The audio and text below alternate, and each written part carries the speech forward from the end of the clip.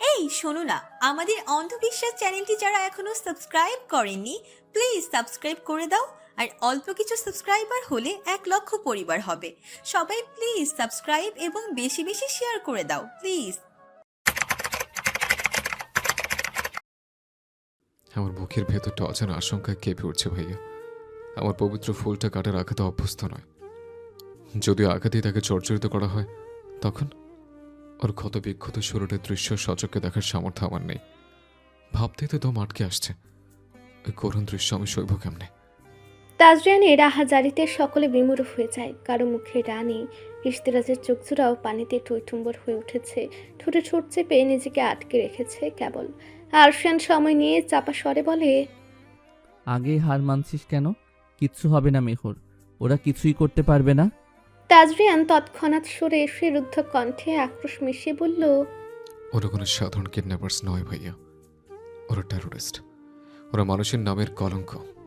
নির্মমতা রক্তে মিশে আছে ওদের। ওদের জাত, ধর্ম কিংবা বর্ণের কোনো বাধা নেই। ওদের কাজে নৃশংসতে ডুবে থাকা। এতক্ষণে মেহুকে আদৌ বাঁচিয়ে রেখেছে কিনা। কথাটা বলতে গিয়ে থেমে গেল তাজরিয়ান। ঠোঁট কামড়ে ধরল। চোখের ঘন পল্লবে আটকে রইল উষ্ণ নোনা পানি। ঘরে উপস্থিত বাকিদের চেহারায় ফুটে ওঠে ব্যথাতুর অভিব্যক্তি। একদিকে তাজের পাগলামি, অন্যদিকে মেহুর চিন্তা, সব মিলিয়ে শঙ্কিত হয়ে ওঠে সকলের হৃদয়। কিয়ৎকাল নিঃশব্দে পার হয়। নিঃশব্দতা ভেঙে আচমকা ইশতেরাজ বলে, তোরা তোরা রিসর্টে ফিরছিলে 4:22 এরপর তোদের মাঝে তুমুল ঝগড়া হয় লেক পারে। তুই মেহুকে ফেলে ঘরে আসিস, এরপর বেরিয়ে মেহুকে আর খুঁজে পাসনি, তাই তো? তাজরিয়ান আশান্বিত চোখে চেয়ে অস্ফুট স্বরে বলে। ইশতেরাজ কপাল কুঁচকে বলে, ফুটেজে দেখাচ্ছে তুই যাওয়ার 10 মিনিট পর মেহু নিজেও ঘরের দিকে গিয়েছে। এরপর বাইরে আর কোনো ক্যামেরা তাকে দেখা যায়নি। আরশিয়ান ভ্রু কুঁচকে বলে, তার মানে মেহু কটেজের ভেতর থেকে গুম হয়েছে। টেরোরিস্টরা কি সামহাও কটেজের ভেতর অবস্থান করছে? ইশতেরাজ কপাল কুঁচকে শুধালো, সেটা কিভাবে সম্ভব? এরকম হলে অ্যাটলিস্ট ফুটেজে কিছু ধরা পড়তো। চারিদিকে প্রচুর কড়া সিকিউরিটি বসানো, কোথাও কোনো হাঙ্গামা হয়নি, আমরা কিছু টেরও পাইনি। আরশিয়ান তীক্ষ্ণ চোখে চেয়ে গম্ভীর স্বরে বলল, সবই টাকার খেলা। টাকার বিনিময়ে যারা আমাদের সার্ভিস দিচ্ছে, দ্বিগুণ পেমেন্টের বিনিময়ে তারা অন্যের গোলাম হয়ে যাবে না, তার কি গ্যারান্টি আছে? স্পাই ক্যামেরা ফুটেজ হ্যাক করে দৃশ্য ডিলিট করা হয়নি, এই বিষয়ে কিভাবে শিওর হবি তুই? শত্রুপক্ষ তোদের থেকে বড় মাপের হ্যাকার নয়, তার নিশ্চয়তা আছে? ইশতেরাজের কপালে দ্বিগুণ চিন্তার ভাঁজ পড়ল। আর ফ্রেনের একটা কথাও ফেলে দেওয়ার মতো নয়।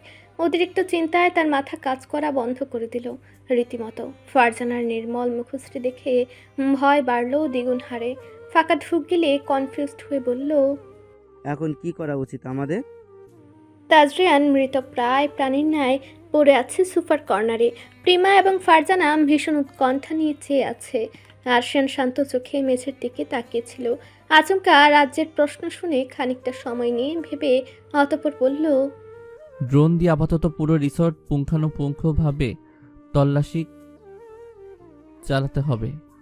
এতে লাইফ রিস্ক থাকবে না, প্লাস যদি কোনো গড়বড় থাকে তো তাহলে তা নজরে আসবে। আরশানের বুদ্ধিমত্তায় ইশতেরাজ খুশি হলো। বসা থেকে উঠে গিয়ে ড্রোন সেট আপ করতে করতে ধীর স্বরে তাজরিয়ান বলল, এই সময়টা ভেঙে পড়ার সময় নয় তাজ। আমি জানি প্রিয় মানুষকে হারানোর ভয়টা কতটা জঘন্য, কিন্তু তুই যদি হুঁশ হারিয়ে বসিস তাহলে আমাদের জন্য মেহুকে খুঁজে বের করা ভীষণ কঠিন হয়ে যাবে। You need our best fighter, please come back. সম্ভব হলে ফুটেজগুলো চেক দিয়ে ইনফরমেশন কালেক্ট করার চেষ্টা কর।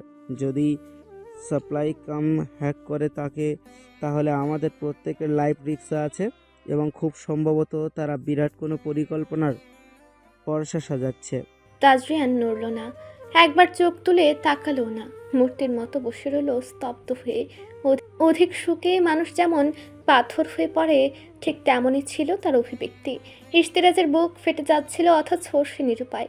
হার মেনে সে এগিয়ে গেল নিজের কাজে। মনে মনে উপরওয়ালার কাছে আর্জি জানাতে ভুলল না। সময় পেরোলো আরও কিছুক্ষণ। ইশতেরাজ এবং আরশিয়ান পাশাপাশি দাঁড়িয়ে ড্রোনের ধারণকৃত দৃশ্য দেখছিল খুঁটে খুঁটে। আচমকা কিছু একটা দেখে তারা হতবিহ্বল হয়ে যায়। দীর্ঘশ্বাস ফেলে তাজরিয়ানের দিকে এগিয়ে গিয়ে কাঙ্ক্ষিত দৃশ্যটুকু তার চোখের সামনেই মেলে ধরে। তাজরিয়ান নজর ফিরে সেদিকে তাকাতেই চমকে ওঠে। তার অসাড় হয়ে আসা দেহখানায় যেন প্রাণ ফিরে আসে। এক মুহূর্ত অপেক্ষা না করে ছুটে যায় নিজ ঘরের দিকে। সে দৃশ্য দেখে হু হা করে হেসে ওঠে ইশতিয়াজ। আরশিয়ান হতাশার শ্বাস ফেলে ধাপ করে সোফায় বসে পড়ে। পুরো ঘটনার আগামাথা কিছুই বুঝল না প্রিমা। সে হতবাক কণ্ঠে শুধালো, ছোট ভাইয়া এভাবে দৌড় দিল কেন? আর আপনারই বা হাসছেন কেন? মেহুকে পাওয়া গিয়েছে? ইশতিয়াজ প্রলম্বিত একটা শ্বাস ছেড়ে বলল, নেহু বারান্দার সোফায় পেছনে বসে দুঃখ বিলাস করতে করতে ঘুমিয়ে পড়েছে। ছোটোখাটো মানুষ বিদায় সোফার আড়ালে এবং কর্নারে থাকা মেহুকে খেয়াল করেনি তাজরিয়ান। এদিকে আমরা বেহুদা এতক্ষণ টেররিস্টদের পণ্ডিতি চটকে অমসত্ব বানাচ্ছিলাম। ইশতিয়াজের কথায় চিন্তা ভুলে হেসে ওঠে তারা। কেবল আরশিয়ান ভ্রু কুচকে তাকে বলে, গালি দেওয়া হলো টেরোরিস্টকে, অথচ ব্যথা লাগছে তোর। ব্যাপারটা কি? ইশতিয়াজ মুখটা কালো করে বলল, নো ব্যাপার and point to be noted. মারদ কো দারদ নেই হতা দোস্ত। আরশিয়ান বাঁকা হেসে আড়মোড়া ভাঙ্গার ভঙ্গিতে হাত দুপাশে মেলতে গিয়ে সুকৌশলে একটা পাঁচ বসায় ইশতিয়াজের চোয়ালে। বলিষ্ঠ হাতের মধ্যম ডোজ খেয়ে ইশতিয়াজের মুখ ফুটে আর্তনাদ বেরিয়ে আসে। তার শুনে ভ্রু নাচায় আরশিয়ান। রাজ বিড়বিড়ি বলে, রহম করো খোদা, এসব জালিমের নজর থেকে আমার মান ইজ্জত বাঁচিয়ে রেখো। আমি তোমার পণ্য ট্রেটেড পাপি বান্দা। আমার চাওয়া পাওয়াগুলো একটু সুনজরে দেখো। নির্বিঘ্নে বাসর সম্পন্ন হওয়ার ব্যাপারটা আপাতত বিশেষ নজরে দেখার অনুরোধ রইল। আমি আবার বেশি লোভী নই তো, তাই সীমিত ইচ্ছেগুলোই জানালাম, বাকিটা তোমার মর্জি। পাশে থাকা আরশিয়ান সবটা শুনে বহু কষ্টে হাসি থামিয়ে রাখলো। এক পলক গল্পে ব্যস্ত প্রিমা এবং ফারজানের দিকে তাকিয়ে এরপরে ইশতিয়াজের কানে ফিসফিসে বলল, তোর চাওয়া পাওয়ার নমুনা দেখে ফেরেশতারাও লজ্জায় লাল নীল বেগুনি হয়ে যাচ্ছে ফর শিওর। আমি হলফ করে বলতে পারি শয়তানও তোর থেকে 70 হাত দূরে থাকে, কারণ ওরা জানে তুই তাদের গ্রেটেস্ট অল্টারনেটিভ। কথাটা শুনে মুখ কালো হয়ে আসে ইশতিয়াজের। দুঃখের স্বরে বলে, জীবনের বদনায় 1 কেজি দুঃখ, 2 কেজি অপমান আর 3 কেজি বেইজ্জতি ছাড়া আর কোনো প্রাপ্তি নেই। আরশিয়ান হাসি চাপিয়ে রেখে পুনরায় বলল, বেদনা হিটস ডিফারেন্ট। অল্প সময়ের ব্যবধানে কালে ভদ্রে অনন্তকালের মতো মনে হয়। তাজরিয়ানের ক্ষেত্রেও ব্যাপারটা তেমনই হয়েছে। ইশতিয়াজের ঘর থেকে এক দৌড়ে সোজা নিজের কটেজের বারান্দায় এসেছে। এমনভাবে পূর্বে কখনো দৌড়েছে বলে মনে পড়ল না তার। বারান্দায় এসে সোফাটা এক ধাক্কায় উল্টে ফেলে আড়ালে থাকা মেহরিমাকে থাবা মেরে বুকের খাঁচায় বন্দি করে তাজরিয়ান। আচমকা এমন হাওয়াতে ঘুমে বিভোর মেহরিমা আতঙ্কিত হয়ে পড়ে। কেঁপে উঠে ভীত সন্ত্রস্ত চড়ুই পাখির মতো। বিষয়টা আন্দাজ করতে পেরে হাঁপানো কণ্ঠে তাজরিয়ান বলে, বউ, ও বউজান, ভয় পাচ্ছিস কেন শোনা? দীর্ঘ সময় কান্না করার ফলে মাথায় ভীষণ যন্ত্রণা হচ্ছিল মেহরিমার। উঠে দাঁড়ানোর শক্তি ছিল না বিধায় ফ্লোরে গুটিসুটি মেরে ঘুমিয়েছিল। আচমকা আধ ঘুমন্ত অবস্থায় তাজরিয়ানের হাঁক ডাকের ফলে অসুস্থতা ঘিরে ধরে তাকে। পুরো শরীর অনবরত কাঁপতে থাকে। অল্প সময়ের জন্য শ্বাস নিতেও ব্যাগ পোহাতে হয়। তবে অভিযোগ করার বদলে তাজরিয়ানের বুকে মাথা রেখে তার বাহুতে সম্পূর্ণ ভর ছেড়ে দিয়ে রাগে দুঃখে কান্না করে ফেলে বেচারি। তাজরিয়ান তার মাথায় হাত বুলিয়ে দিয়ে আদরের স্বরে বলে, কথা নেবে। সরি সোনা, আর একটু বকবো না তোকে, বড্ড বেশি অভিমান হয়েছে। মেহরিমা কথা বলে না। তাজরিয়ানের টি শার্ট খামচে ধরে হু হু করে কেঁদে ওঠে। তাজরিয়ান অস্থির হয়ে পড়ে। মেহরিমার শারীরিক অবনতি টের পেয়ে দ্রুত তাকে ঘরে নিয়ে যায়। বিছানায় শুয়ে দিয়ে ঝটপট এক গ্লাস গ্লুকোজ বানিয়ে আনে। মেহরিমা মুখ ফিরে নিলে তাজরিয়ান জোরপূর্বক সবটুকু পান করায়, অতঃপর মুখের সাথে চড়ুই পাখির মতো নরম শরীরটা জুড়ে নিয়ে প্রসাদের শ্বাস ফেলে। মেহরিমা দুর্বল হাতে বাধা দিলেও তাজরিয়ান মানতে নারাজ।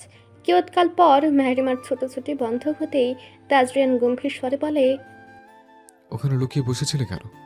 মেহরিমা ভাঙা স্বরে জবাব দেয়, লুকাতে যাব কোন দুঃখে? আপনার থেকে পালিয়ে নিস্তার পাবো আমি? আমার মতিভ্রম হয়নি যে ব্যর্থ প্রচেষ্টা করতে যাব। মেহরিমার কণ্ঠে ঝরে পড়ছে অভিযোগ। নাকের ডগাটা কান্নার ফলে লাল টুকটুকে হয়ে আছে। মুখের সর্বত্র গোলাপি আভা বিদ্যমান। রাগের ছুটে ফুসফুস করছে রীতিমতো। তাজরিয়ান মুগ্ধ চোখে চেয়ে আনমনে বলে। ঠিক বলেছিস। মেহারিমার নিকট অসহ্য ঠেকে সে স্বীকারোক্তি। চওড়া মেজাজে বলে, আমি তো আপনার হাতের পুতুল। ঠিক না বললে কখন আছাড় মেরে টুকরো টুকরো করে দেবেন তার নিশ্চয়তা আছে? জানের ভয়ে হলেও তো সঠিকটা বলতে হবে। মেহারিমার তাচ্ছিল্যে ভরা মন্তব্য শুনে তাজরিয়ান ঘর থেকে বেরিয়ে আসে। প্রশ্নবোধক চোখে চেয়ে বলে, কি বললি? জানার ভয়? আমার উপস্থিতি তোর জন্য হুমকি স্বরূপ? মেহারিমা নাকের পাটা ফুটিয়ে বলে, বলার কিছুই নেই তাজ। সত্য সবসময় তেতো হয়। প্লিজ এখন ভিকটিম কার্ড প্লে করবেন না। আমি জানি আপনি আমার ভালোর জন্যই সবটা করেন। আপনি মহান, কিন্তু কখনো এটা ভেবে দেখেছেন আমি কি চাই, আমার কি ইচ্ছে? তাজরিয়ান হাতের বাঁধন আলগা করে উঠে বসে। সরাসরি মেহরিমার দিকে শান্ত দৃষ্টি নিক্ষেপ করে বলে। তুই কি বলছিস তুই জানিস?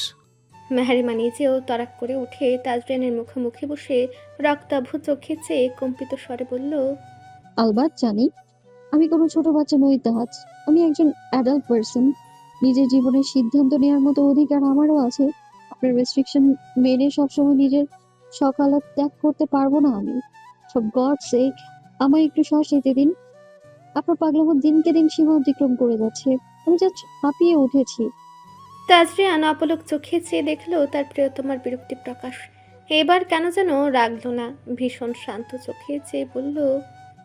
মুক্তি চাইছিস? মেহরিমা থমকে গেল আচমকা। বিস্মিত দৃষ্টি ফেলে হড়বড়িয়ে বলল, ফালতু কথা বলবেন না একদম। আমি এমন কিছুই মিন করিনি। আমি বলেছি একটু নর্মাল আচরণ করতে। সব বিষয়ে একদম এক্সট্রিম পজেসিভনেস ভালো লাগে না আমার। খুঁটিনাটি বিষয়ে অনধিকার চর্চা করাটা আমার পছন্দ নয়। তবুও মেনে নিচ্ছি, আমি মানিয়ে নিচ্ছি। আপনার সব সিদ্ধান্ত শিরোধার্য, কিন্তু আমার চাওয়া পাওয়া তো মূল্যহীন। এ ব্যাপারটা আমি মানতে পারছি না। তাজরিয়ান এবারও রিয়াক্ট করলো না। শীতল স্বরে কেবল শুধালো, আমার চাইতে আমার ঔরসজাত অস্তিত্বের গুরুত্ব বেশি? মেহরিমা যেন রাগে হুঁশ খুঁয়েছে। তাজরিয়ানের কথাটা শোনা মাত্রই তেতে উঠে বলে, একদম ইমোশনালি ব্ল্যাকমেল করার চেষ্টা করবেন না। আপনি খুব ভালোভাবেই জানেন উত্তর হবে এই মুহূর্তে আমার প্রায়োরিটি লিস্টে আপনার অস্তিত্বের অবস্থান শীর্ষে। তাজরিয়ান আচমকা হেসে ফেলল। শ্লেষাত্মক হাসিটা মেহরিমার বুকে ঝড় তুলল। তাজরিয়ান দীর্ঘশ্বাস ফেলে বলল, আমার বুঝতে ভুল হয়েছিল বুঝলি। বড় মানুষ তো, এজন্য বেশি বুঝে ফেলেছে। তোর মতামতকে অগ্রাহ্য করাটা আসলে উচিত হয়নি। ক্ষমা করে দিস কেমন? খানিকটা থেমে নির্জীব চোখে চেয়ে আবার বলে, তোর ক্ষোভের পারলে হালকা করা যাক। কথাটা বলে এক মুহূর্ত অপেক্ষা করলো না তাজ। হাত বাড়িয়ে ব্যাটসাইড ল্যাম্পটা বন্ধ করে নিজের ভুল শুধরে নিতে তৎপর হয়ে উঠল। হয়তো বেহব্বল মেহরিমা টের পেল তাজরিয়ানের স্পর্শে কোনো উন্মাদনা নেই, নেই কোনো ভালোবাসা। যা আছে তা কেবলই উপেক্ষিত শীতলতা। তার প্রত্যেকটা স্পর্শ স্পষ্ট জানান দিচ্ছিল প্রবল দায়িত্ববোধের। ঘন্টা দুয়েক পর তাজরিয়ান যখন তাকে ছেড়ে উঠে গেল, তখন মেহরিমা আনমনে বলে উঠল, সংসার বাঁচাতে গিয়ে আপনাকে হারিয়ে ফেললাম না তো? সন্ধ্যা লগ্ন প্রহর। পাশাপাশি যায় নামাজে দাঁড়িয়ে সালাত আদায় করছিল ফারজানা এবং ইশতিরাজ। শেষ রাকাতে সালাম ফিরাতে ফারজানার স্নিগ্ধ মুখটা দেখে প্রশান্তিতে ছেয়ে যায় রাজের অন্তঃকরণ। ফারজানা তখন মোনাজাতে মগ্ন ছিল। ইশতিরাজ যায় নামাজ গুটিয়ে সাইডে রেখে ফ্লোরে বসে থাকে। ক্লান্তিহীন চোখে অপলকভাবে চেয়ে দেখে তার প্রিয়তমাকে। ফারজানার মোনাজাত শেষ হতেই ইশতিরাজ বাচ্চাদের মতো ফারজানার কোল দখল করে শুয়ে পড়ে।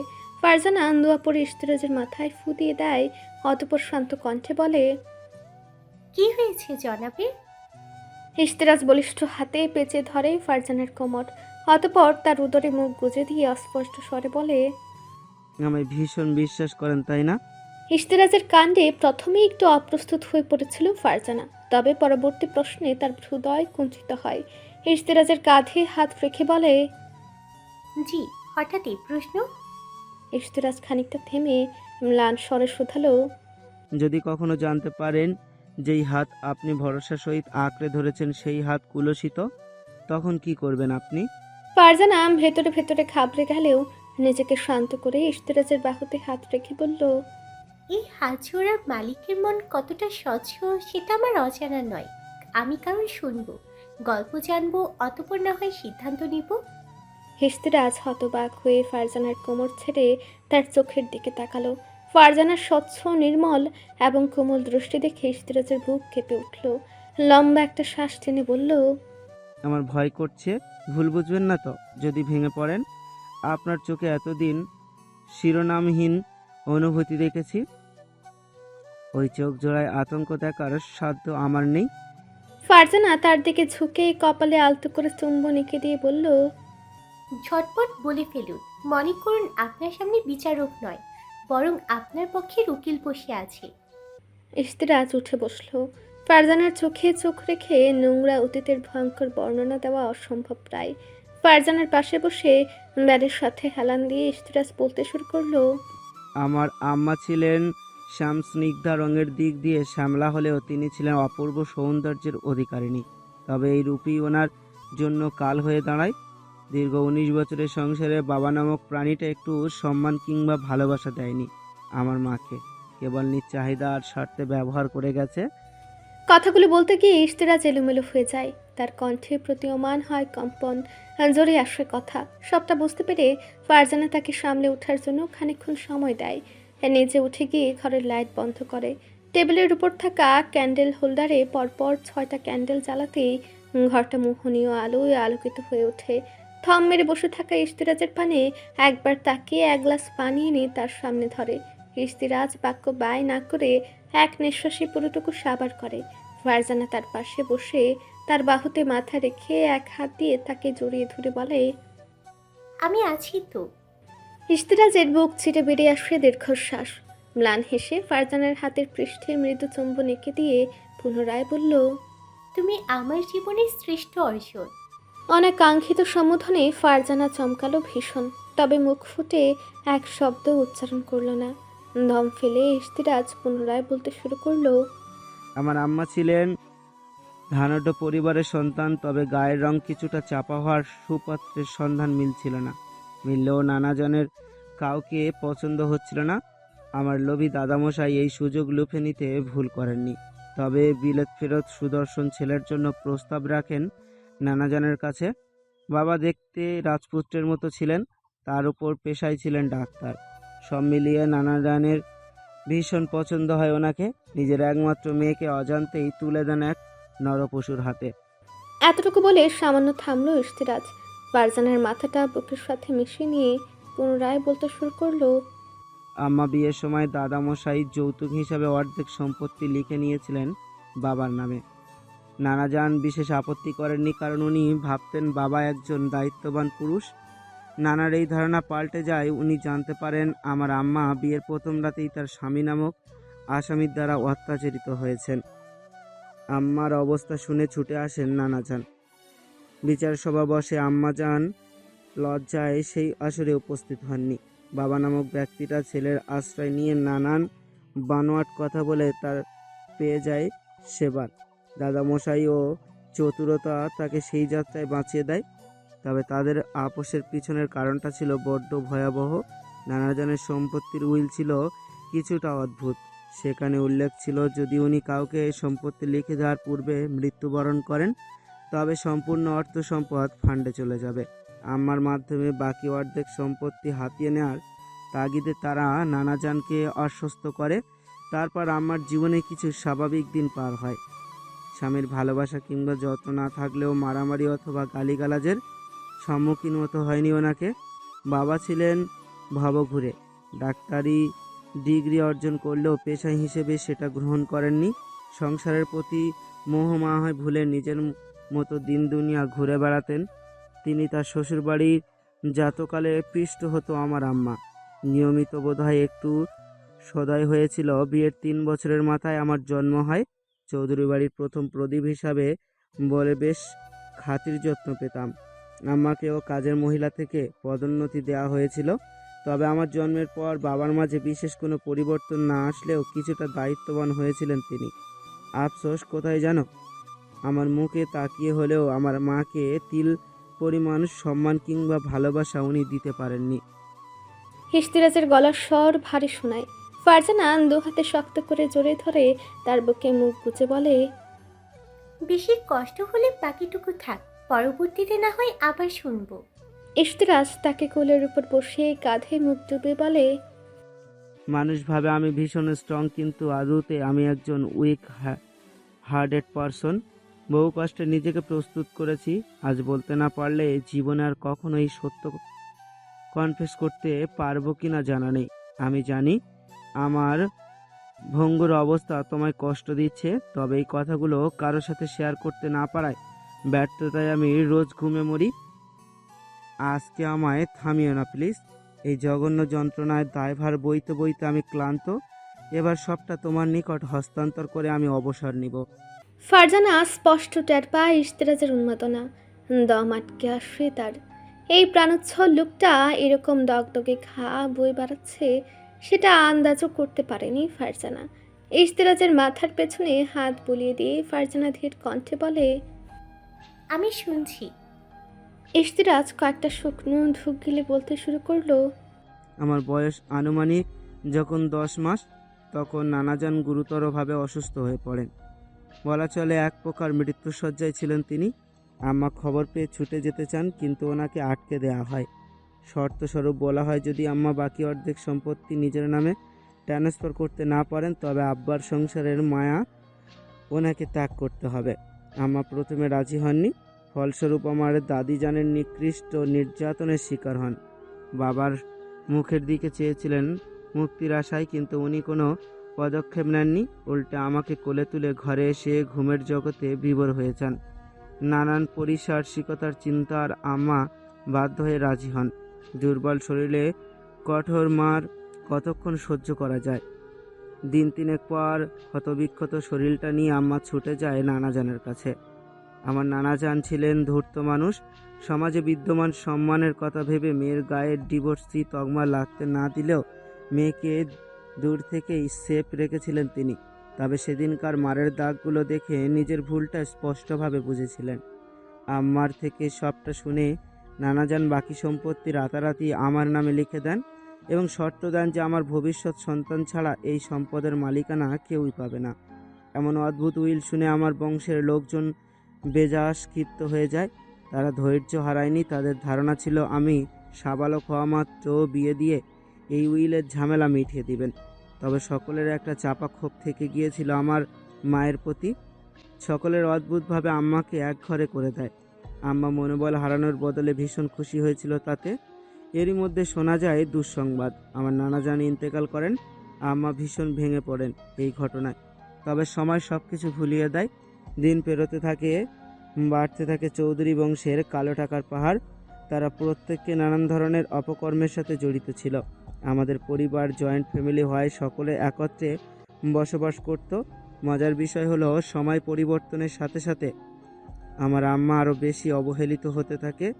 দাসীর থেকেও জঘন্যভাবে ট্রিট করা হতো ওনাকে। আমার বয়স তখন 7 বছর। তখন আমাকে বোর্ডিং স্কুলে দিয়ে দেওয়ার পর ফলস্বরূপ আম্মা একা হয়ে পড়েন। এই সময় সুযোগ নিয়ে আমার আম্মার উপর নির্দয়ভাবে নির্যাতন চালাতো তারা। আমি বাসায় গেলেও আম্মা এসব কখনো শেয়ার করতেন না।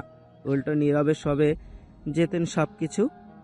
ভাবতেন একদিন বাবা মুখ ফিরিয়ে তাকাবে, একটু হলেও ওনাকে ভালোবাসবে। তবে সেসব কিছু দিবাস্বপ্ন হয়ে থেকে যায়। আমার বয়স যখন 12 বছর তখন আমার দাদি মারা যায়। আম্মার উপর অত্যাচার করার মতো একটা মানুষ কমে। তবে বাবা ভীষণ ভায়োলেন্ট হয়ে পড়েন। তিনি আম্মাকে দোষারোপ করতে বলতেন আম্মার অবহেলার জন্য দাদি ছেড়ে গেছে। আম্মা সরব কণ্ঠে প্রতিবাদ করলেও সেসবে কর্ণপাত করেননি বাবা। এই ঘটনার পর ওনাদের মাঝে দূরত্ব বাড়ে। আগে মাস অন্তর বাসায় ফিরল, এরপর থেকে বছরের পর বছর বাইরে থাকতেন। আম্মা হাল ছেড়ে দিয়েছিলেন, অভ্যস্ত হয়ে উঠেছিলেন অবজ্ঞার জীবনে। সময় পেরিয়ে যাওয়ার পর আপন গতিতে আমি স্পষ্ট বুঝতাম আম্মার অবস্থা। তাই নিজের বাড়ির মানুষগুলোর প্রতি অগাধ ক্ষোভ জন্মায় আমার মনে। আম্মার হৃদবিদায়ক কথা, শরীরের কালশিটে দাগ সব কিছু আমার ভিতরটা পুড়িয়ে ছারখার করে দিত। কিন্তু ওই সময় আমার করার কিছু ছিল না। পরিবারের বিরুদ্ধে যাওয়ার সাহস কিংবা সেই রাজ্য ত্যাগ করার সক্ষমতা ছিল না বলেই আজ আমি এতিম। ফারজানা তার কাঁধে উষ্ণ নোনা পানির আভাস টের পায়। বুকটা মুচড়ে ওঠে তার। অবহেলা আর অবজ্ঞার দহন কতটা ভয়াবহ সেটা আর বলার অপেক্ষা রাখে না। ইশতেরাজের পিঠে হাত বুলিয়ে দিয়ে নরম গলায় বলে, জন্ম, মৃত্যু, বিয়ে, এই 3টা বিষয় সৃষ্টিকর্তার হাতে থাকে। আপনি কিংবা আমি হাজার চেষ্টা করেও নিয়তি লিখন খণ্ডাতে পারবো না। প্লিজ নিজেকে দোষারোপ করবেন না। ইশতেরাজ উত্তর দিল না, তৎক্ষণাৎ নিজেকে সামনে নিল, লম্বা লম্বা শ্বাস ফেলে পুনরায় বলতে শুরু করলো। ঈদের দিন ছিল সেই দিন, বাসায় ভর্তি মেহমান, তবে আমি ছিলাম বাইরে। ঈদের আনন্দ উপভোগে ব্যস্ত ছিলাম, তবে আসন্ন সংকটটা আঁচ করতে পারেনি। ঈদ পবিত্র একটা উৎসব, অথচ ওই সুদিনে ঘটে যায় এক অশুভ ঘটনা। যথারীতি আমার নিকৃষ্ট পিতা সেখানেই ছিলেন, তবে তিনি নিজের স্ত্রী সম্মান বাঁচাতে পারেননি। আমার বড় ফুপুর হাজব্যান্ড কুনজর পড়েছিল আম্মার উপর, ফলস্বরূপ তিনি নিজ বাড়িতে নিজের ঘরের মানুষের দ্বারা কলঙ্কিত হন। আম্মা অভিযোগ জানিয়েছিলেন, কিন্তু কেউ গ্রহণ করেননি। উল্টে তারা আম্মাকেই দোষারোপ করে। আম্মাকে জঘন্যভাবে মারধর করে আমার ফুপু। এক জীবনে হাজার লাঞ্ছনা, অপমান, অবজ্ঞা সহ্য করা মানুষটা নিজের সম্ভ্রাম্যহীন যন্ত্রণা সহ্য করতে পারেননি। মরার পর ডাইনিং রুমে ফেলে রাখা হয় আম্মাকে। কেউ না আসেননি তার কাছে। আম্মা সারাটা রাত আর্তনাদ করেছে, জ্বরে কাঁদতেছে, তবে শেষ মুহূর্তে বোধহয় সৃষ্টিকর্তার একটু দয়া হয়েছিল। আমার আম্মাকে খুব বেশি কষ্ট উনি দেননি। পরদিন সকালে আমার আম্মা একতরফা সংসারে সমস্ত দায়িত্ব শেষ হয় এবং মুক্তি মেলে চিরতরে। জাহেলের স্ত্রীর তকমাটা মুছে যায়, সাদা কাফনের মোড়ানো হয় তার অবচিত দেহ। ডক্টরের রিপোর্ট অনুযায়ী জানা যায় অভ্যন্তরীণ রক্তক্ষরণের ফলে মৃত্যু হয় তার। খবরটা আমার কানে পৌঁছানো মাত্রই উন্মাদের মতো উপস্থিত হই বাড়িতে। তবে ততক্ষণে আমার আম্মা এই দুনিয়ার মোহ ত্যাগ করে হারিয়ে গেছে বহুদূরে। আমি যখন স্তব্ধ মূর্তির ন্যায় আমার আম্মার খাটিয়ার পাশে বসেছিলাম, তখন বাড়ির সদস্যরা ব্যস্ত ছিল ভৎসনা শোনাতে। আমার বড় ফুপু এবং তার স্বামী তখন ভিকটিম সাজতে ব্যস্ত। তবে সমস্ত সত্য শোনার পর আমি নিজেকে সামলাতে পারিনি। পশু কোরবানি করার জন্য বেশ কিছু ধারালো অস্ত্র রাখা ছিল ডাইনিং টেবিলের উপর। সেখান থেকে একটা তুলে নিয়ে গিয়ে তারপর 2টা কোপ বসিয়েছিলাম ওই নরপশুর বুকে। ফুপু তাকে ধরতে আসলে এক কোপে তার হাতের কবজি আলাদা করে ফেলি।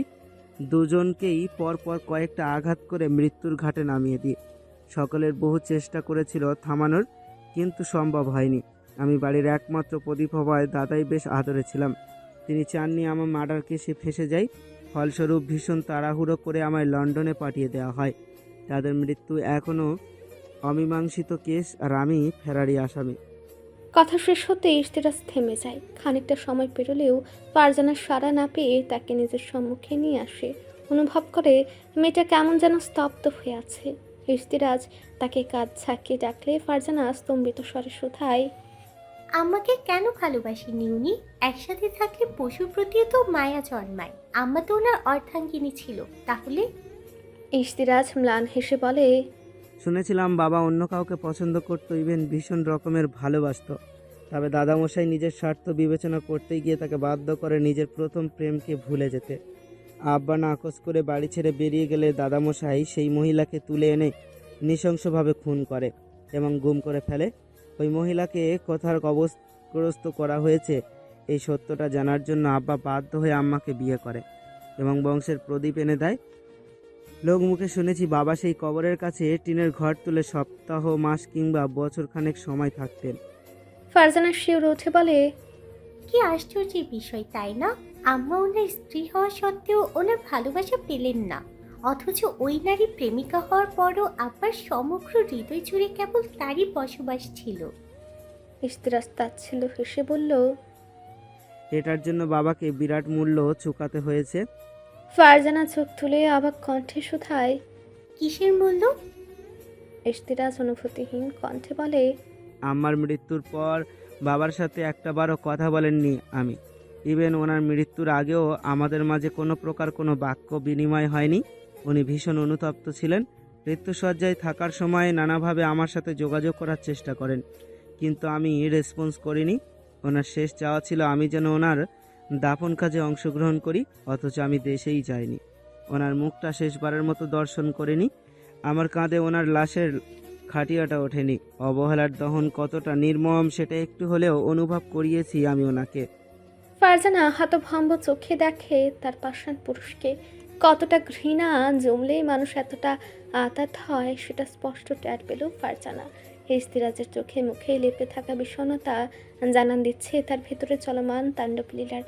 ফারজানার কোনো কিছু না ভেবে ইশতেরাজের গ্রীবাদেশে হাত রেখে কপালের সাথে কপাল থেকে চোখ বুজে ধীর স্বরে বলে, তাদের কর্মের তুলনায় আপনার প্রদানকৃত শাস্তি অতি নগণ্য। আমি আপনাকে একদমই ভুল বুঝছি না, উল্টো আমার গর্ব হচ্ছে আপনার উপর। ফারজানার স্বীকারোক্তিতে ইশতেরাজের বুকের উপর থেকে দুশ্চিন্তার পাহাড়টা সরে যায়। নিজেও ফারজানার গাড়ির দুপাশে হাত রেখে শান্ত স্বরে বলে, ভালোবাসি। ফারজানা কেঁপে উঠে কিঞ্চিত, প্রত্যুত্তর করতে পারে না। ওদিকে ইশতেরাজের নেশাতুর দৃষ্টি আটকে যায় ফারজানার কম্পনরত অধরে। ইঞ্চি খানিকের দূরত্ব খুঁচিয়ে ইশতেরাজ আলতো করে আঁকড়ে ধরে তার প্রেয়সীর অধরস্থ। সময়ের পরিক্রমায় বাড়তে থাকা ইশতেরাজের উগ্র চুম্বনে তার বক্ষস্থলে গুটিয়ে থাকা ফারজানা রীতিমতো ছটফটে ওঠে। মস্তিষ্ক শ্বাস আটকে আসার সংকেত পাঠালে মৃদু ধাক্কা দিয়ে দূরে সরানোর চেষ্টা করে ইশতেরাজকে। ভ্রুক্ষেপহীন ইশতেরাজ নির্বিকারভাবে তার প্রগাঢ় স্পর্শ লেপটে দিতে থাকে ফারজানার রক্তাভূষ্টে। বেচারের নিঃশ্বাস আটকে আসতে দেখে আলতো চুম্বন এঁকে দিয়ে সরে এসে স্পষ্টভাবে ঘুর লাগা কণ্ঠে ইশতেরাজ বলে ওঠে, তোমার লাগামহীন হৃদস্পন্দনের গতিবেগ আমার সঙ্গমকে বাঁধন ছাড়া করে দিচ্ছে সুরঞ্জনা। আমার সমস্ত ধৈর্য ভেঙে গুড়িয়ে ধূলিসাৎ করে দিচ্ছে তোমার নিষ্গতিক সৌন্দর্য। আমি নিরপেক্ষ থাকি কিভাবে? ইশতেরাজের তুমি সম্বোধনে ভালো লাগার আবেশে ছেয়ে যায় ফারজানার হৃদয়ে। সুযোগ বুঝে কথার ফাঁজে খুব সন্তর্পণে ফারজানার শাড়ির আঁচলটা আলগা করে ফেলে ইশতেরাজ। মন্থর লয়ে মুখটা নামিয়ে কাঁধের পাশে মুখ গুজে দিতে শিউরে উঠে ফারজানা। হাতের মুঠোয় খামচে ধরে রাজের চুলের অংশ বিশেষ। রাজ ব্যস্ত ভঙ্গিতে তাকে কোলে তুলে বিছানায় শুয়ে দেয়। শায়িত ফারজানার চোখের দিকে দৃষ্টি নিবদ্ধ রেখে সুবিন্যস্তভাবে শার্টের বাটন খুলতে থাকে। ফারজানা সলজ্জিত ভঙ্গিতে মুখ ফিরে নিলে ইশতেরাজ হাসকি স্বরে বলে, লজ্জা পেও না জানা। For the first time I don't wanna go wild but if. ইশতেরাজ বাক্য সম্পূর্ণ করার আগেই ফারজানা একটা কুসুম ছুঁড়ে মেরে অস্ফুট স্বরে বলে, নির্লজ্জ প্রাণী। ইশতেরাজ বাক্কা হেসে ফারজানার দিকে এগিয়ে যায়। বেচারি তার ইন্টেনশন বুঝে দূরে সরে যেতে নিলে ইশতেরাজ তার উপর আশ্রয় হয়ে বসে। অতঃপর চোখে চোখ রেখে বলে, আমাদের বিবাহিত জীবনের সবচেয়ে স্মরণীয় রাতটাকে স্পয়েল করার চেষ্টা করলে আমি রাতটাকে আরও বেশি ইন্টারেস্টিং অ্যান্ড এক্সাইটিং বানাবো। পরিকল্পনাটা এক্সকিউজ করব। Don't force me to do that honey, you can't handle that phase right now. Farzana শির ওঠে রাজের কথায়। গলার পাশটায় তার আদরে আক্রমণ অনুভব করতেই মৃদু স্বরে গুঙ্গে ওঠে বেচারি। সময়ের সাথে সাথে রাজের স্পর্শ গাঢ় হলে ফারজানা আবছাভাবে বাধা প্রদানের চেষ্টা করে। বুদ্ধিমান রাজ মুহূর্তের মাঝেই ধরস্বই করে ফেলে ফারজানাকে। অনাবৃত উদরে মৃদুভাবে মুখ ডুবিয়ে হালকা শ্বাস টানতেই ঠক ঠক করে কেঁপে ওঠে ফারজানা। বেচারির কম্পন টের পেয়ে স্মিত হাসে ইশতেরাজ। রাত বৃদ্ধির সাথে সাথে গাঢ় হতে থাকে রাজের আদর স্পর্শ। ঘায়াল ফারজানা নিভু নিভু চোখে চেয়ে থাকে তার অধৈর্য পুরুষের দিকে। শেষ রাতের দিকে ক্লান্ত ইশতেরাজ তার চোখের কার্নিশ পেয়ে গড়ে পড়া অশ্রু মুছে দিয়ে ঘুর লাগা কণ্ঠে বলে, নিজ অস্তিত্ব নিয়ে যদি থাকো সন্দিহান, আমার আঁখি যুগল হবে তোমার একমাত্র অভিধান। সংশয় থাকলেই প্রাণপূর্ণ চোখ জোড়ার প্রেমামাখা দৃষ্টিতে চোখ রাখবে। আশা করি অতটুকু যথেষ্ট তোমায় আশ্বস্ত করতে। সময় বহমান এবং জীবন চলমান। রিসোর্টে 3 দিনের ট্যুর শেষে সকলে ফিরেছে নিজেদের ব্যস্ত জীবনে।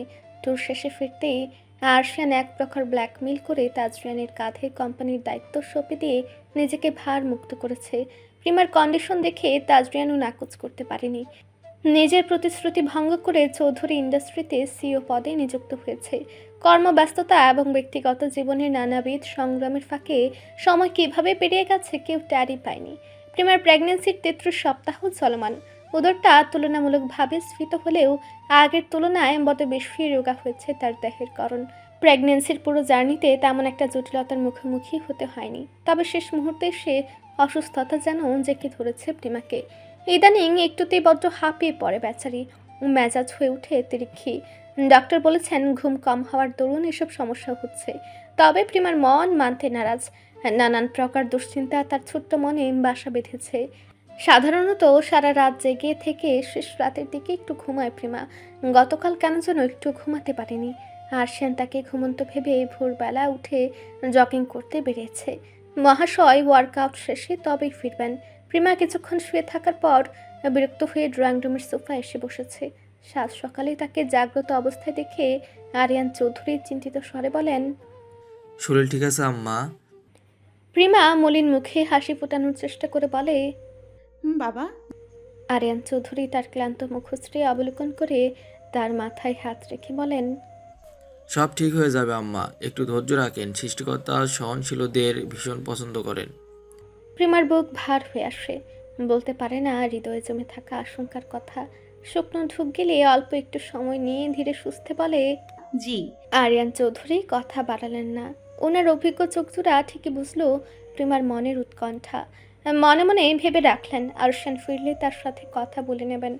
মেয়েটা তীব্র মানসিক টানাপোড়েনে ভুগছে, যেটা খুবই স্বাভাবিক। তবে এটার উপযুক্ত ব্যবস্থা না নিলে ক্রমশ দুর্বল হয়ে পড়বে প্রেমা। ওনার চিন্তার মাঝে উপস্থিত হয় ইশতিরাজ এবং ফারজানা। প্রেমার রেগুলার চেক আপের জন্য প্রায়ই আসে তারা। ওদের স্পেস দিতে হালকা কুশল আদি বিনিময় করে আরিয়ান চৌধুরী প্রস্থান করেন।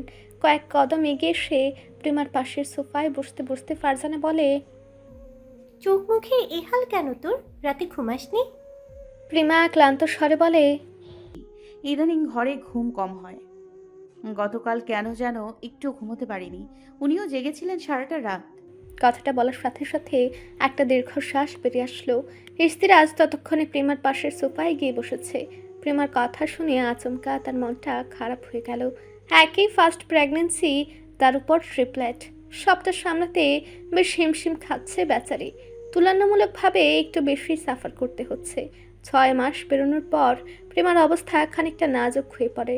তখন থেকে রেগুলার চেক আপের জন্য এই অ্যাপার্টমেন্টে হাজিরা দিতে হয় ইশতিরাজকে, যার ফলস্বরূপ এই কয়েক মাসে প্রেমার সাথে সম্পর্কটা আরও গাঢ় হয়েছে তার। মেয়েটার ভঙ্গুর অবস্থা দেখলে রাজেরই মন খারাপ লাগে। মনের ভাবনাকে সাইডে রেখে ইশতিরাজ পরিবেশ হালকা করার চেষ্টা করলো। গলা খাকারে দিয়ে মজার ছলে বলল, এই যে লাড্ডু বিবি। প্রেমা ঠোঁট উল্টে সরু চোখে তাকালো ইশতিরাজের দিকে, অতঃপর বলল, ভালো হচ্ছে না কিন্তু। ইশতিরাজ হেসে ফেলল।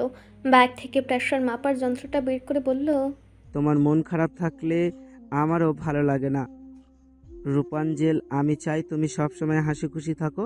লাইফে আপস অ্যান্ড ডাউন আসবে, এটা ভবিতব্যে ফাইট ব্যাক করতে জানতে হবে। আমি চাই আমার বাঘিনী বোন সর্বত্র বিজয় অর্জন করুক। যাই হোক, ওই হারামজাদাটা কই? ইশতিরাজের কথা মনোযোগ দিয়ে শুনছিল প্রেমা আর ফারজানা। লাস্টের লাইনটা শুনে ফিক করে হেসে দেয় দুজনেই। ইশতিরাজ হাসতে হাসতে প্রেমার পরীক্ষা করে দেখে স্বাভাবিকের তুলনায় প্রেশার কিছুটা বাড়তেই নিমেষেই তার হাসি ধপ করে নিভে যায়। ফারজানা আর চোখে তা লক্ষ্য করে শঙ্কিত চোখে তাকায়। ইশতিরাজ পরিস্থিতি সামলাতে বলে, কি নিয়ে এত টেনশন করছো রূপাঞ্জল? তুমি জানো সামান্যতর টেনশন তোমাদের অবগত সন্তানের উপর কতটা বাজে ইফেক্ট ফেলবে? প্লিজ নিজের প্রতি একটু যত্ন নাও। ডেলিভারির আর 2 উইকস বাকি মাত্র। এ পর্যায়ে এসে ভেঙে পড়লে ক্ষতিটা আলটিমেটিক তোমারই হবে। আরশিয়ান ভীষণ টেনশনে থাকে তোমাদের নিয়ে। ওর দুনিয়াটা তছনছ করে দিও না। Try to understand and be strong, okay? Prema বার কয়েক লম্বা শ্বাস নিয়ে নিজেকে সামলাতে চেষ্টা করে। ইশতিরাজের কথায় কিছুটা হলেও তার মনের জোর বাড়ে। আলাপচারিতার মাঝেই আরশিয়ানের আগমন ঘটল। প্রেমা দৃষ্টিপাত করলো তার প্রিয় পুরুষের পানে। সদর দরজায় সবে পা রেখেছে শান। দেখে মনে হচ্ছে জিম শেষে শাওয়ার নিয়ে তবেই ফিরেছে। তার পরনে রয়েছে হোয়াইট কালার টি শার্ট এবং ব্ল্যাক ট্রাউজার। প্রেমা রুষ্ট চোখে তাকালো। লুকটার সৌন্দর্য দিন দিন চক্রবৃদ্ধি হারে বাড়ছে। প্রেমার হয়েছে যত জ্বালা। সৌম্য সুদর্শন স্বামীর চিন্তায় ইনসিকিউর পার্সন হয়ে যাচ্ছে ইদানিং। প্রেমার ধ্যান ভাঙল আরশানের ডাকে। সম্মুখে দাঁড়িয়ে চিন্তিত মুখে বলছে, এত সকালে উঠেছেন যে ঘুম হয়নি? শরীর খারাপ লাগছে? প্রেমা মৃদু রাগ দেখে ধীর স্বরে বলল, ঘুম ভেঙে গিয়েছিল। একা ঘরে একটু ভালো লাগছিল না, তাই বাইরে এসেছি। আরশান কপাল কুঁচকে বলল, আমাকে কল দেননি কেন? একটা কল দিলেই এসে পড়তাম। রাতে তো একদমই ঘুমাতে পারিনি। এখনও যদি না ঘুমিয়ে বসে থাকেন তাহলে তো অসুস্থ হয়ে পড়বেন। রুমে চলুন এক্ষুনি। এতক্ষণ বসে বসে স্বামী স্ত্রীর মোহাব্বত দেখছিল ইশতিরাজ, তবে এত আহ্লাদ তার সহ্য হলো না। মাঝে বাগড়া দিয়ে বলল, বন্ধু, রোমান্টিকতা দেখি চুইয়ে চুইয়ে পড়ছে। ব্যাপার কি মনু? ইদানিং কোন ব্র্যান্ডের হার্বাল ইউজ করছিলে? এক ঝটকায় এত উন্নতি! বাহ বাহ বাহ! ইশতিরাজের কথায় আরশান কপাল কুঁচকে তাকালো। প্রিমা থতমত খেয়ে গেছে। ফারজানা লজ্জা পেয়ে অন্যদিকে মুখ ফিরে নিয়েছে। আরশান দাঁতে দাঁত চিবিয়ে চিবিয়ে বলল, চোরের মন পুলিশ পুলিশ, মস্তিষ্কে সারাক্ষণ হারবালের ন্যায় ঘুরঘুর করছে কোন দুঃখে? মেশিনে ডিস্টারবেন্স আছে, রিপেয়ারিং দরকার, সময় করে একবার দেখা করিস, সকল ডিস্টারবেন্স একদম মূল থেকে নির্মূল করে দিব। আরশানের কথায় ফাঁকা ঢুক গিলল ইশতিরাজ। মনে মনে গুটি কয়েক গালি দিয়ে জোরপূর্বক হেসে বলল, তুই দেখি সিরিয়াস হয়ে যাচ্ছিস। আই ওয়াজ জোকিং দোস্ত। আরশান কথা বাড়াল না। শূন্য দৃষ্টিতে একবার তার দিকে তাকিয়ে বলল, ওনার প্রেশার ঠিক আছে? ইশতিরাজের হাসিটা কমে আসলো। একটা দীর্ঘশ্বাস ফেলে বলল, প্রেশারটা একটু বাড়তি। নাস্তা সেরে একবার হসপিটাল থেকে ঘুরে আসাটা বুদ্ধিমানের কাজ হবে। খবরটা শুনে আরশানের কপালে চিন্তার ভাঁজ পড়ে। পরক্ষণে কিছু একটা ভেবে নাস্তা তৈরি হতে হতে হসপিটালে যাওয়ার জন্য পূর্ব প্রস্তুতি নিতে প্রেমাকে নিয়ে আস্তে ধীরে রুমের দিকে যায়। ওদের প্রস্থানের পানে চেয়ে ফারজানা দাঁতে দাঁত চেপে বলে, আপনার মতো অসভ্যকে বিয়ে করাটা আমার জীবনের সবচেয়ে বড় ভুল ছিল। মানুষ টাকা পয়সা হারায়, ঘরে চাবি হারায়, অথচ আপনি সবখানে মাথায় খিলু আর মানিজ্যত হারিয়ে বসেন। ইশতিরাজ দুঃখের স্বরে বলল, বউগো, একটু সভ্য বানিয়ে দাও না আমায়। হয়ে যাও আমার অ্যাসিস্ট্যান্ট। প্রতি ঘন্টায় নিয়ম করে কড়া ডোজের আদর দিলেই আমি সভ্য হয়ে উঠব আশা করি। লজ্জায় ফারজানার মুখের আদল পাল্টে গেল। একটা মানুষ এতটা নির্লজ্জ হতে পারে তার জানা ছিল না। ফারজানা অস্ফুট স্বরে বলে, আল্লাহ ওনাকে একটু সংযম দিন আর আমায় রেহাই দিন। ইশতিরাজ সে চাওয়া শুনে বাঁকা হাসলো আর চোখে তাকিয়ে খানিকটা খুঁচা মেরে ফারজানার উদ্দেশ্যে বলল, এই যে প্রাইভেট ফার্মের মুঙ্গি, শোনো। ইশতিরাজের সম্বোধন শুনে রাগেই ফারজানার নাকের পাটা ফুলে উঠল। বিক্ষুব্ধ চাহনিতে তাকিয়ে দাঁতে দাঁত চেপে বলল, ওহে সরকারি ফার্মের অদরকারি মুলা, বলুন কি বলিতে চান? অপমানে ইশতিরাজের মুখখানা থমথমে হয়ে উঠল। আশেপাশে চোখ বলে কাউকে না দেখতে পেয়ে ফারজানার কাজ ঘেঁষে বসে মেছে অভিমান দেখিয়ে বলল, রাগ করছো কেন জানেমান? আমি তোমাকে একটু কাছে কাছে রাখার জন্য এত আয়োজন করছি। বউ যদি পার্সোনাল অ্যাসিস্ট্যান্ট হয় তাহলে আমার কত সুবিধা হবে, সেই খেয়াল আছে? রাজি হয়ে যাও না। ফারজানা বিরক্ত চোখে চেয়ে বলল, আপনার সুবিধা হলো আমাকে সারাক্ষণ হাতের নাগালে পাবেন। এক্সট্রা সুবিধা হলো মন চাইলে যখন তখন চেপে ধরে আদর যত্ন করতে পারবেন, অথচ সম্মানের ভয়ে আমি প্রতিবাদটুকু করতে পারবো না। আপনার অসৎ উদ্দেশ্য বুঝেছি বলেই রাজি হচ্ছি না। ইশতিরাজ ঠোঁট কামড়ে হাসলো। হাসির দমকে পুরো শরীর কেঁপে উঠল তার। ফারজানা আকস্মিক থেমে গেল। এক দৃষ্টিতে দেখতে থাকলো তার প্রিয় পুরুষটাকে। খানিকক্ষণ পর ইশতিরাজ হাসি থামিয়ে বলল, ওয়ার্ক প্লাসে পার্সোনাল হোমওয়ার্ক করার সুযোগ পেলে মন্দ হয় না। এনার্জি পাওয়া যাবে অনেক। কাজের ক্ষেত্রে একঘেয়েমি কাজ করবে না, মন ফুরফুরে থাকবে, মস্তিষ্ক চাঙ্গা থাকবে। ফলে সেবা দান করার সময় কোনো ভুলচুক হবে না। দিন শেষে দেশের মানুষ ভালো থাকবে এবং রাষ্ট্রের উন্নয়ন হবে। আপনি যদি আমার অফার রিজেক্ট করেন তাহলে একাধারে প্রেমদোহী, দেশদ্রোহী এবং রাষ্ট্রদ্রোহী হিসাবে আখ্যা দেওয়া হবে আপনাকে। ফারজানা আর সহ্য করতে না পেরে সোফা থেকে উঠে দাঁড়ালো। একটা কুশন তুলে ইশতিরাজের দিকে ছুঁড়ে মেরে বলল, অসভ্য ম্যান। ইশতিরাজ ঠোঁট কামড়ে হেসে বলল, অ্যান্ডলি ওয়ার্ডস জানেমান। অফিসে যাওয়ার জন্য সকালবেলা শাওয়ার নিয়ে বেরোলো তাজরিয়ান। দুরন্ত পায়ে হেঁটে আয়নার সামনে দাঁড়াতে দেখলেও প্রতিবিম্বে ভেসে উঠেছে মেহরিমার লাস্যময়ী প্রতিচ্ছবি। সিঁদুররাঙা লাল শাড়িতে এলোমেলো সাজে বড্ড আবেদনময়ী দেখাচ্ছে তাকে। তাজরিয়ান ফাঁকা ঢুক গিলল, কিন্তু পরক্ষণে তার গলা শুকিয়ে কাঠ হয়ে গেল। রিসোর্টের সেই ইনসিডেন্সের পর তাজরিয়ান নিজেকে গুটিয়ে নিয়েছে। অবাধ্য শাসনে আটকে রাখে না মেহরিমাকে, জোরাজুরি করে না, তার স্বাধীনতায় হস্তক্ষেপ করে না। একান্ত সময়গুলিতেও তার আচরণ থাকে বড্ড শীতল। মেহরিমা পাগল হয়ে উঠেছে তার রাগ ভাঙাতে, অথচ তাজরিয়ান পাহাড়ের ন্যায় অটল। শেষমেশ হাজার ব্যর্থ চেষ্টার পর কাল রাতে তার বাচ্চা বউটা চমৎকার এক কার্ড প্লে করেছে। ইনডাইরেক্টলি তাকে আকৃষ্ট করতে চেয়েছে নিজের প্রতি। হাতে বিদ্যুতের গতিতে কাজ হয়েছে, তবে কঠোর তাজরিয়ান তা বুঝতে দেয়নি। আর রাতের বেলাটা কোনো রকমে পার করলেও দিনের বেলার পর্যাপ্ত আলোটায় যেন সর্বনাশের মূল হলো। তাজরিয়ান পারল না চোখ ফেরাতে। এতদিন মুখ ফিরিয়ে রাখলেও এবার বাধ্য হলো মেহরিমার সান্নিধ্যে যেতে। সদ্য ঘুম থেকে উঠেছে মেহরিমা, মন মেজাজ বড্ড খারাপ তার। কতগুলো মাস হয়ে গেল অথচ তাজের কোনো পরিবর্তন নেই। স্বাধীনতার স্বাদ বড্ড তেতো ঠেকছে। ভালো চাইতে গিয়ে নিজের সর্বনাশ ডেকে এনেছে বেচারি। বিছানা থেকে নামতে নিলে আচমকা একটা পুরুষালী হাত এক ঝটকায় তাকে আগলে নিল। মেহরিমা হুমড়ি খেয়ে পড়ল তাজের বুকে। অস্ফুট স্বরে আর্তনাদ করে উঠলেও তাজরিয়ান ছাড়ল না, উল্টো আষ্টে পৃষ্ঠে জড়িয়ে ধরল নিজের সাথে। বহুদিন পর কাঙ্ক্ষিত মানুষের সান্নিধ্য পেয়ে মেহরিমা মোমের মতো গলে গেল। শক্ত করে জড়িয়ে ধরে ক্রন্থনরত স্বরে বলল, সো সরি তাজ। তাজরিয়ান তখন উন্মাদের মতো মেহরিমাকে নিজের করে নিতে ব্যস্ত। তার পরনের এলোমেলো শাড়িটা ততক্ষণে ঠাঁই পেয়েছে মেঝেতে। আকস্মিক মেহুর কথায় কিছু সময়ের জন্য থেমে গেল। হাঁপানো কণ্ঠে তাজরিয়ান বলল, নট অ্যাকসেপ্টেড। মেহরিমা শব্দ করে কেঁদে ফেলল। তাজরিয়ানের কাঁধে মুখ গুজে বলল, কখনো আপনার বিরোধিতা করবো না, এটা লাস্ট টাইম। ভুল হয়ে গেছে, মাফ করে দিন প্লিজ। তাজরিয়ান এক ধাক্কায় মেহরিমাকে বিছানায় ফেলে দিয়ে তার উপর আতশোয়া হয়ে ঝাঁঝালো স্বরে বলল, কিসের সরি? কোনো মাপ চেয়েছিস? তোর লাইফ, সুতরাং ডিসিশন তোরই হওয়া উচিত। আমি তো সাইকো, হয়তো বেশি বুঝি, তোকে জ্বালাই। তাজরিয়ানের আকস্মিক ধাক্কায় মেহরিমা কোমরে কিঞ্চিত ব্যথা পায়। মুহূর্তের মধ্যে চোখ মুখ কুচকে ফেলে। তাজরিয়ানের অভিমানী কথাগুলো শুনে চোখ মেলে তাকিয়ে দুপাশে মাথা নেড়ে বলে, I was wrong.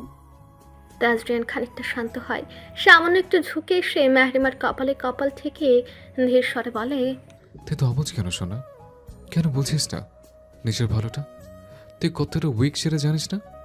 প্রেগনেন্সি অনেক বড় একটা দায়িত্ব, যেটার জন্য তুই একদমই প্রস্তুত না। তুই কেন ভাবিস আমি বাচ্চা চাই না? প্রত্যেকটা পুরুষ চায় নিজের ঔরসে জন্মানো একটা অস্তিত্ব, কিন্তু তোকে হারিয়ে আমার কোনো কিছুই চাই না, সেটা যতই মূল্যবান কিংবা আকাঙ্ক্ষিত হোক।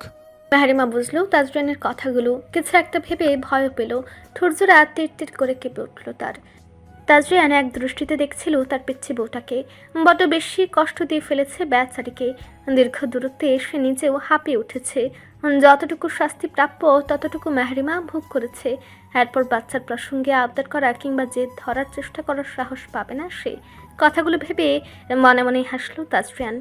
মেহরিমার উপর সম্পূর্ণ ভার তার উপর ছেড়ে দিয়ে তার বুকে মুখ গুজে তাজরিয়ান বলল, যা তুঝে মাফ কিয়া।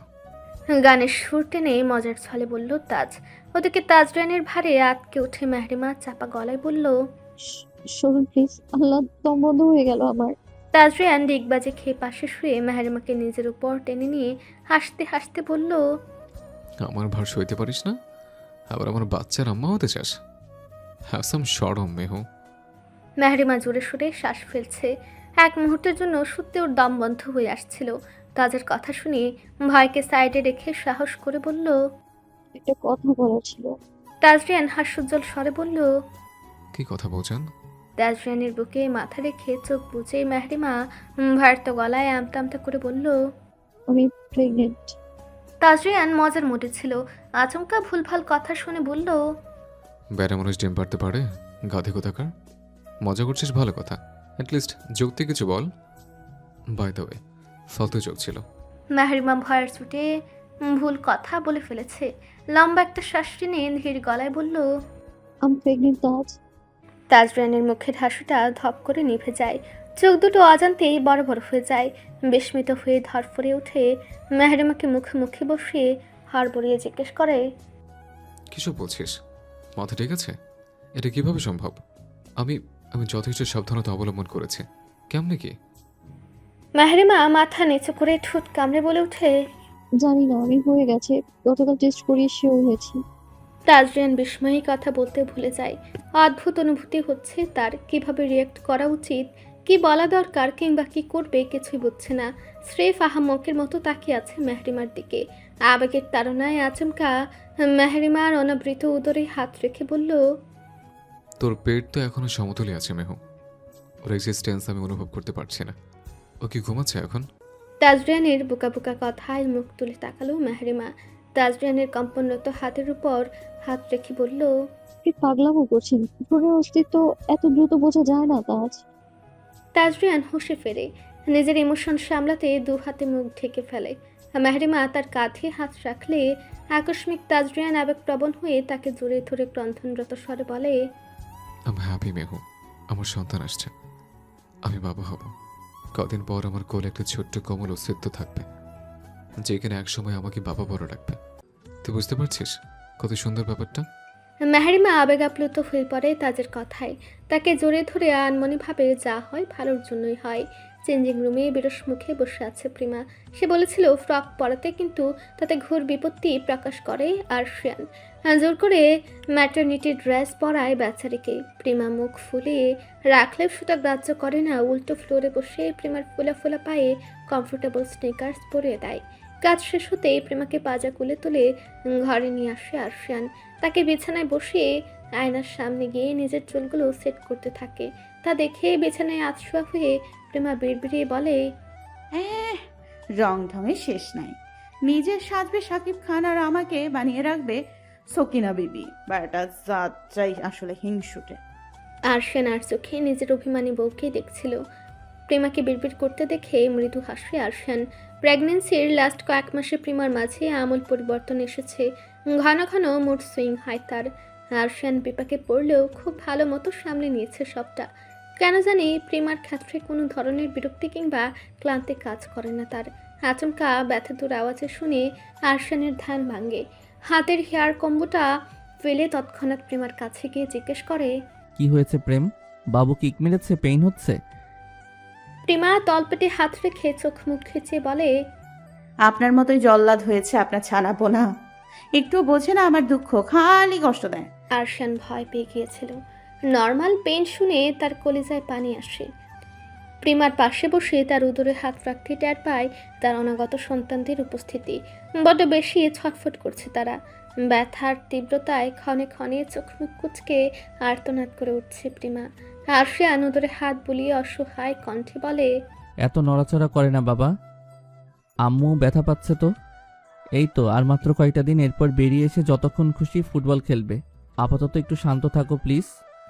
আরশিয়ানের কথায় কাজ হলো। মিনিট খানেকের মাথায় শান্ত হয়ে এলো তাদের নড়াচড়া। ব্যথার তীব্রতায় প্রিমার মুখশ্রী ঘামে ভিজে উঠেছিল। বাচ্চারা শান্ত হতে প্রিমা ক্লান্ত স্বরে খুব ঠেলে বলে, মীর জাফর পেটে ধরেছি আমি, আমার একটাও কথা শোনে না, অথচ আপনি বলা মাত্র কেবল শান্ত হয়ে গেল। উফ, কি যন্ত্রণা। আরশিয়ান অসহায় চোখে তাকায় কেবল। প্রিমা চুপচাপ চোখ বুজে শুয়ে রইল।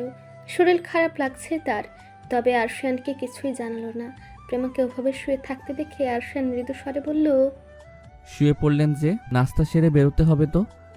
প্রেমা অল্প একটু চোখ খুলে ক্লান্ত স্বরে বলল, ক্লান্ত লাগছে, সেই সাথে ভীষণ ঘুম আসছে। একটুখানি রেস্ট করেনি, এরপর যাব। আরশিয়ান কথা বাড়ালো না। মেয়েটা সারা রাত ঘুমায়নি, এখন একটু ঘুমালে হয়তো তার ভালো লাগবে। ঘড়ির সময়টা একবার দেখে নিয়ে আরশিয়ান বলল, সকাল 7টা বাজে, 9টার মধ্যে ডক্টর চেম্বারে চলে আসবেন। সুতরাং আপনার হাতে সময় আছে 2 ঘন্টা। এরপর আমি ডেকে দিব, ঠিক আছে? প্রেমা সম্মতি জানিয়ে ঘুমিয়ে পড়ল। আরশিয়ান তার পাশে বসে আলতো হাতে মাসাজ করে দিতে থাকলো তার কাঁধে, পিঠে আর কোমরে। মাঝে মধ্যে দু একটা ভালোবাসার স্পর্শ রেখে দিল।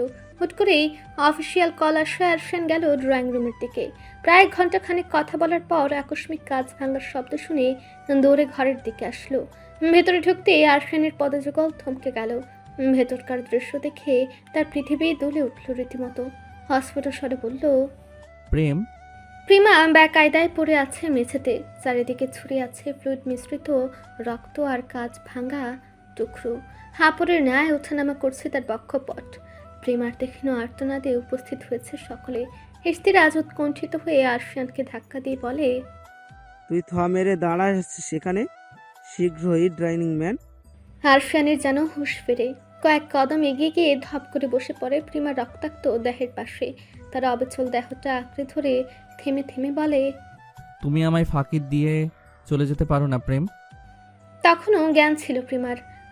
রক্তমাখা হাতে শানের শার্টের কলার ধরে সে ধীর স্বরে অস্পষ্ট কণ্ঠে বলে, একটু বুকের সাথে জড়িয়ে রাখুন না আমায়, খুব বেশি যন্ত্রণা হচ্ছে আমার, আর বোধহয় বেশি সময় বাকি নেই, মরে যা।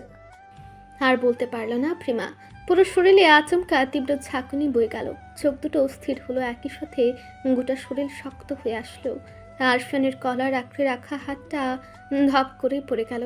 শুরু হলো খিঁচুনি, অনিয়ন্ত্রিতভাবে কাঁপতে থাকলো পুরো শরীর। আরশান তখনও অনুভূতিহীন চোখে চেয়ে দেখছে সম্পূর্ণ দৃশ্য। তার প্রাণভোমরা একটু একটু করে নিথর হয়ে যাচ্ছে, অথচ সে ভ্রুক্ষেপহীন। ঘরটা ভরে উঠে কান্নার গুঞ্জনে। ইশতিয়াক অশ্রু লুকিয়ে হসপিটাল ম্যানেজমেন্টের সাথে কথা বলতে ব্যস্ত। অ্যাম্বুলেন্সে খবর দিয়ে ঘরে ঢুকে ভেতরকার দৃশ্য দেখে তার কলিজা কেঁপে ওঠে। অস্ফুট স্বরে ডাকে, রূপাঞ্জল, মিসেস লাড্ডুকে নিয়ে একবার আসতে পারি? প্রায় মিনিট 10 সময় পেরোলে অ্যাম্বুলেন্স এসে হাজির হলো বাড়ির দোরগোড়ায়। ওয়ার্ড বয়রা স্ট্রেচার নিয়ে আসলেও আরশানের হাত থেকে প্রেমাকে ছাড়াতে ব্যর্থ হলো। ইশতিয়াক এগিয়ে এসে আরশানকে মৃদু ধাক্কা দিতেই সে কেঁপে ওঠে। হুঁশে ফিরে প্রেমার দিকে এলোমেলো দৃষ্টি নিক্ষেপ করে চিল্লিয়ে বলে, প্রেম, এই প্রেম, উঠো না ওয়াইফি। খুব রাগ হয়েছে? আচ্ছা, আর পারবো না এই ম্যাটারনিটি ড্রেস। ফ্রক পরবে তুমি? কোনটা পরবে? ব্লু কালারটা দিব? কথা বলো। এই কথা বলছো না কেন তুমি? আমি কিন্তু ডাকছি তোমায়। উপস্থিত সকলে এই দৃশ্য দেখে শব্দ করে কেঁদে উঠল। ইশতিয়াক নিজেও ঠোঁট কামড়ে কেঁদে ফেলল। আরিয়ান চৌধুরী এগিয়ে এসে বললেন, প্রেমাকে হসপিটালে নিতে হবে আম্মু। ছাড়ো ওকে, দেরি হয়ে যাচ্ছে বাপ। আরশান ছাড়ল না, উল্টো প্রেমাকে বুকের সাথে জড়িয়ে ধরে অপ্রকৃতস্থ জেদি বাচ্চার মতো দুপাশে মাথা নাড়িয়ে বলল, আমি ছাড়বো না উনাকে। ছাড়লেই উনি আমায় ফাঁকি দিয়ে পালাবেন। বড্ড নিষ্ঠুর রমণী আমার প্রেম। আমি একটু দূরে গেলে অমনি অজানায় হারিয়ে যাওয়ার পায়তারা করেন তিনি। ইশতিয়াক বুঝলো আরশান শকের মধ্যে আছে। বাধ্য হয়ে আরশানের হাত দুটো পেছন থেকে ব্লক করে ওয়ার্ড বয়দের কমান্ড দিল, ম্যামকে স্ট্রেচারে তুলো, হারি আপ। আরশান চিল্লিয়ে উঠে ছাড়া পেতে চায় ইশতিয়াকের থেকে, কিন্তু পারে না। প্রেমাকে তার কোল থেকে ছিনিয়ে নিয়ে স্ট্রেচারে তুলতে দেখে আরশান আর্তনাদ করে বলে, আমার থেকে দূরে নিয়ে যাস না ওকে, মরে যাব আমি। সৃষ্টিকর্তা বরাবরই আমার প্রতি নিষ্ঠুর। আঁকড়ে ধরে না রাখলে ওনাকে আমার থেকে কেড়ে নেবেন তিনি। ছেড়ে দে আমাকে, যেতে দে আমাকে প্রেমের কাছে। একটু দয়া কর আমার উপর। আরশানের আচরণ আউট অফ কন্ট্রোল হয়ে উঠেছে, উন্মাদের মতো আচরণ করছে রীতিমতো। ইশতিয়াক সর্বশক্তি খাটিয়েও ধরে রাখতে ব্যর্থ হয়। আরশান দিক বেদিক শূন্য হয়ে দৌড়ে যায়, যার ফলস্বরূপ ভাঙা কাচের টুকরো বিঁধে তার পায়ে। ইশতিয়াক নিজেও দৌড় দেয় তার পিছু। উপস্থিত সকলেও তাদের অনুসরণ করে। লিফট বন্ধ থাকায় সিঁড়ি ভেঙে নিচে নামতে থাকে আরশান। কতবার পরে যেতে নিয়েছে তার কোনো হিসাব নেই। শেষ পর্যন্ত মূল ফটকে উপস্থিত হতে দেখে অ্যাম্বুলেন্স গেট পেরিয়ে বহু দূর এগিয়ে গিয়েছে। আরশান হাঁটু ভেঙে ধপ করে বসে পড়ে রাস্তায়। হাঁপাতে হাঁপাতে তার পিছু এসে উপস্থিত হয় রাজ। আরশানের কাঁধে হাত রাখতেই সে চিৎকার দিয়ে কেঁদে উঠে বলে, আমার অভিমানী চলে গেছে ভাই, নিঃস্ব করে দিয়ে গেছে আমাকে।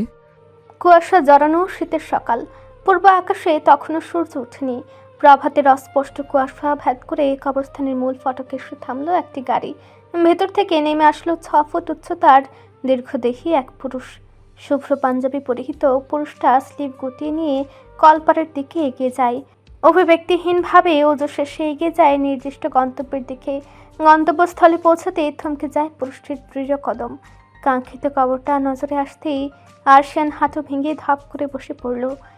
কিয়ৎকাল অপলক দৃষ্টিতে তাকিয়ে থাকলো বাধাই করা কবরটার পানে। ভেতর থেকে বেরিয়ে আসলো একটা দীর্ঘশ্বাস। স্থির দৃষ্টি নিক্ষেপ করে সামনে তাকিয়ে কম্পিত স্বরে বলে উঠল, আমাদের গল্পটা অন্যরকম হতে পারত। কি দোষ করেছিলাম আমি? বাস্তবতা আমার বেলায় কেন কঠোর আচরণ করে? অজানা কারণে কণ্ঠরোধ হয়ে আসে তার। বুক চিরে বেরিয়ে আসে দীর্ঘশ্বাস। বিতৃষ্ণা নিয়ে ছুঁয়ে দেয় কবরের মাটি। অস্ফুট স্বরে পুনরায় শুধায়, আমার বিবাহিতা স্ত্রী হওয়া সত্ত্বেও অন্য পুরুষের সান্নিধ্যে যাওয়ার অন্যায়টা কিভাবে ক্ষমা করব আমি? খুব প্রয়োজন ছিল এসব করার, পূরণ করিনি আমি তোমার চাহিদা। চিনতে না তুমি আমাকে, জানতে না আমি কেমন মানুষ, তবু কেন তাদের ষড়যন্ত্রে সামিল হলে? কেন আমায় ঠকালে নিহা? অপর পাশ থেকে উত্তর আসে না। আরশানও কথা বাড়ায় না। 10টা বছর হয়ে গেল মানুষটা পৃথিবীতে নেই। সবটা মেনে নিলেও তার অন্যায়টা মানতে পারেনি। আরশান পারেনি তার প্রিয়তমা স্ত্রীকে ক্ষমা করতে। প্রায় 3টি বছর নিজের সাথে যুদ্ধ করে অতঃপর আজ মুখোমুখি হয়েছে অভিশপ্ত সত্যের। নিজেকে সামলে আরফিয়ান উঠে দাঁড়ালো, গোরস্থান ছেড়ে এতিমখানায় গেল। অতঃপর ইনচার্জের সাথে কথা বলে বেরিয়ে আসলো। পেছনে ছেড়ে গেল এক অপ্রিয় অতীত। এগিয়ে গেল নিজ গন্তব্যে, কেননা তার জন্য কেউ একজন অধীর আগ্রহে অপেক্ষা করছে। সাপ্তাহিক ছুটির দিন বলে বেলা পর্যন্ত ঘুমিয়েছে তাজরিয়ান। আচমকা বুকের সাথে লেপ্টে থাকা ছোট্ট অস্তিত্বের নড়াচড়ার আভাস পেয়ে ঘুমটা হালকা হয়ে আসে তার। ফট করে চোখ মেলে তাকিয়ে দেখে তার প্রিয় ভাতিজা প্রান্তিক চৌধুরী ঘুমের ঘুরে নাকের পাতা ফুলে কান্না করার প্রস্তুতি নিচ্ছে। তাজরিয়ান ঘুম কাতরে চোখ জোড়া মেলে আলতো হাতে পিঠে 2-4টা থাবা বসিয়ে তাকে ঘুম পাড়িয়ে দেয় এবং নিজে উল্টো পাশ ফিরে শুয়ে পড়ে। নাস্তার জন্য ডাকতে সে ঘরে ঢুকে এই দৃশ্য দেখে বড় বেশি হতাশ হয় মেহরিমা। শাড়ির আঁচল কোমরে গোজে প্রথমে জানালার পর্দাগুলো সরে দেয়, অতঃপর আলতো স্বরে তাজরিয়ানকে ডাকতে থাকে। মেহরিমা ডাকে তাজরিয়ান চোখ মেলে তাকায়, অস্ফুট স্বরে বলে, নিয়মিত ভালোবাসার গল্প শুনতে এবং পড়তে আমাদের অন্ধবিশ্বাস চ্যানেলটি সাবস্ক্রাইব করে পাশে থাকা বেল আইকনটি ক্লিক করুন। ধন্যবাদ সবাইকে।